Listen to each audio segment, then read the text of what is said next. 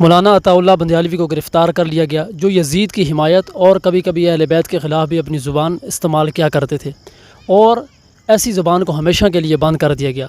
تو مولانا عطا اللہ بندیالوی کو کیوں گرفتار کیا گیا، کیسے گرفتار کیا گیا اور کس نے گرفتار کروایا اور FIR کس نے کٹوائی؟ سب سے پہلے آپ یہ ویڈیو بیان سنیں، اس کے اندر آپ کو ہر ایک چیز سے آگاہ کیا جائے گا۔ مولانا عطا اللہ بندیالوی گرفتار۔ مولانا عطا اللہ بندیالوی جو نائب امیر جمعیت اشاعت توحید و سنہ پنجاب ہیں کی حالیہ گرفتاری 25 جولائی 2025 کو سرگودا میں جمعہ کی نماز کے بعد عمل میں آئی۔ پولیس اہلکار معمول کی ملاقات کے انداز میں مولانا سے ملنے آئے اور کچھ گفتگو کے بعد انہیں بتایا گیا کہ اعلیٰ افسران آپ سے ملاقات کرنا چاہتے ہیں۔ مولانا بندیالوی نے تعاون کرتے ہوئے مقامی MNA اور اپنے وکیل بلال ایڈوکیٹ کو بھی بلا لیا۔ پولیس نے درخواست کی کہ مولانا اپنے دوست کی گاڑی میں پولیس دفتر چلیں جہاں مزید بات چیت ہوگی، تاہم جب وہ تھوڑی دور پہنچے تو پولیس نے اچانک انہیں بلال ایڈوکیٹ کی گاڑی سے اتار کر اپنی گاڑی میں منتقل کر لیا اور حراست میں لے لیا۔ پولیس افسران نے بتایا کہ مولانا کے خلاف FIR درج ہیں اور تفصیلات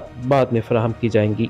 اس طرح بظاہر دوستانہ ملاقات کے بہانے انہیں گرفتار کر لیا گیا۔ یہ اطلاعات ہیں سوشل میڈیا پر، جن کی تاحال تصدیق کرنا باقی ہے۔ گرفتاری کے فوراً بعد سامنے آنے والی FIR کی تفصیلات سے واضح ہوا ہے کہ یہ کارروائی وفاقی تحقیقاتی ادارے FIA کے سائبر کرائم ونگ فیصل آباد نے پیکا قانون کے تحت کی ہے۔ FIR کے متن کے مطابق مولانا بندیالوی پر الزام ہے کہ انہوں نے سوشل میڈیا خصوصاً ٹک ٹاک پر ایک متنازع ویڈیو اپلوڈ کر کے فرقہ واریت پھیلانے کی کوشش کی۔ ذرائع کے مطابق ایک مخصوص ٹک ٹاک ID کے ذریعے اہل بیت اطہار سے متعلق مواد نشر کیا گیا، جسے مذہبی منافرت اور فرقہ وارانہ اشتعال انگیزی کے زمرے میں رکھا گیا۔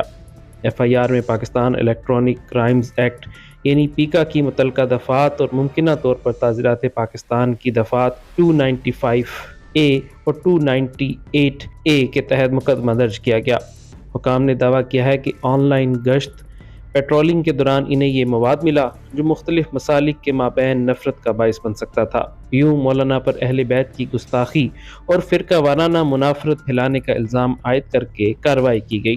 مولانا بندیالوی کے حامیوں نے ان الزامات کو سختی سے مسترد کیا اور FIR کو بے بنیاد اور انتہائی بھونڈی حرکت قرار دیا۔